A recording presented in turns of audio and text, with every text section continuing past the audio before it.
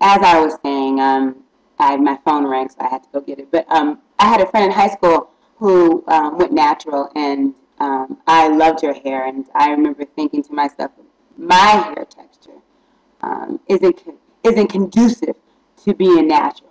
And I remember when I had the teeny weeny afro after I had my big afro. I cut off all my hair after my big afro and had a small, very small afro. And I remember it was all about the products to define the curl. And I don't think, I think if someone's beginning their journey, and I would never judge anyone. I don't think it should be about that. I think this discussion should be about just allowing us to continue to be enlightened and open our minds. And I think to a certain extent, Sexy Girl 8 is right in terms of this trying to get this biracial hair texture. I think if you read some of the blogs, natural hair blogs, it's about defining the curls and almost trying to control, trying to manipulate your natural hair texture to making it more acceptable. Now, understand me, I don't think this is in some levels, a conscious thing. I think all of us who embark on this journey to going natural aren't thinking about, oh, I'm trying to conform.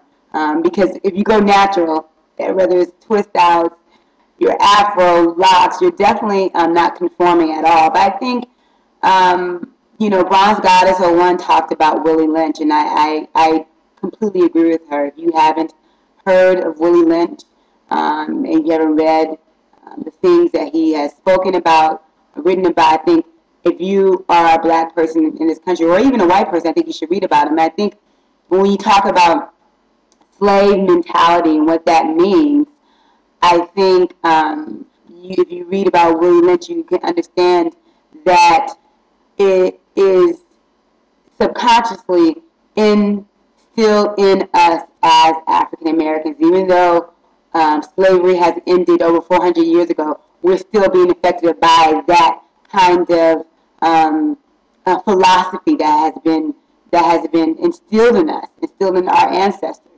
And I think that goes obviously with hair.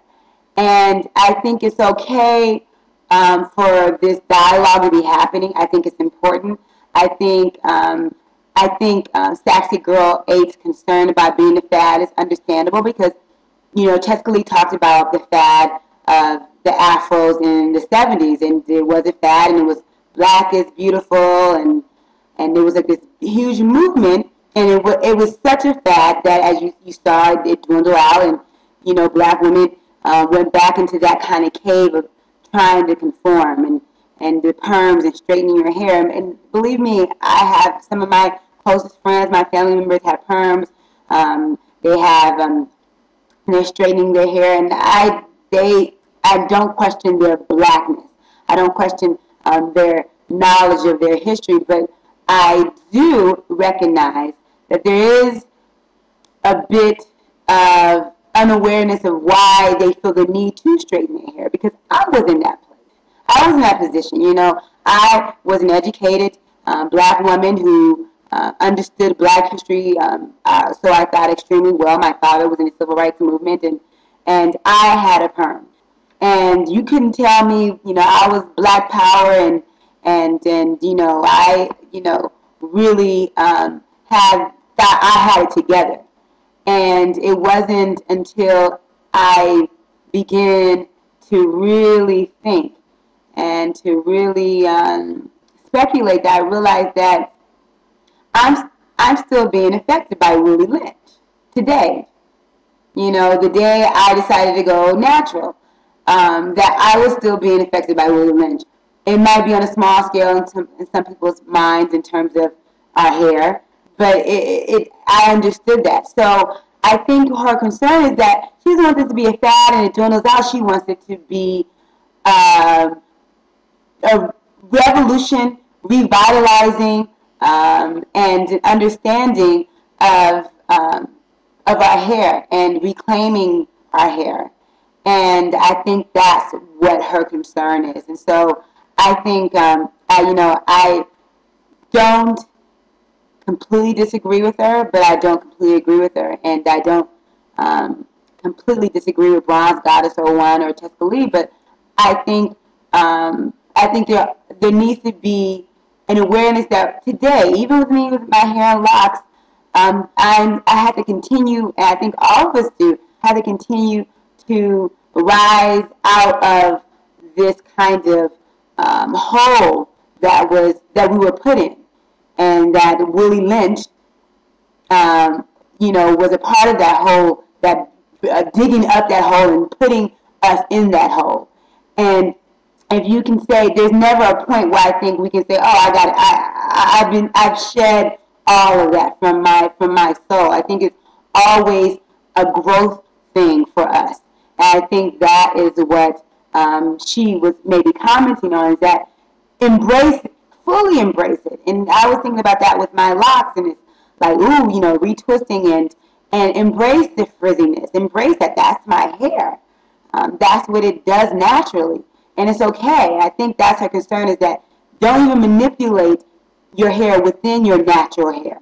Why do you want to manipulate it? I'm not saying it's not cool to have fun with your hair and do different things. That's at least not what my opinion is. But let's not even try to conform within that, if that makes sense. So those are just some of my thoughts about this whole natural hair obsession. I must say that I think it's fascinating. I'm excited when I see so many beautiful, intelligent Black women on YouTube, like Bronze Goddess 01, Tessa Lee, who, they're my favorites. And I never watched Sexy Girl 8 until this whole video came up, but she is, Bronze Goddess, you're right, she is a beautiful, intelligent woman. And I think you can have beauty and brains. I think there's nothing wrong with feeling beautiful, and I think that's what's great about this natural hair journey. It's feeling beautiful